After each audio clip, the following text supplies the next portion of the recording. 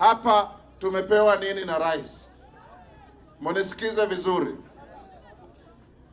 Inspector General, naibu wake wa polisi Masengeli Gilbert ni mtoto wenu.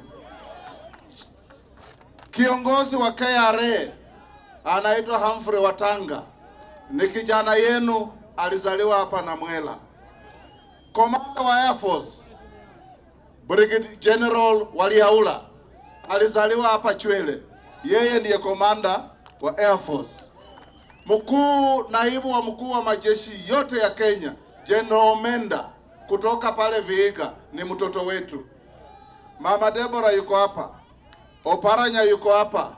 Huyu Wachana, rais alimupa kazi, yeye ndiye chairman wa Kipra, a very important institution in our country. Na kuna wengine wengi tunaweza kuhesabu mpaka jioni. Lakini ile tunawaomba wale wamepewa nafasi hizo warudi nyumbani kusaidia wengine.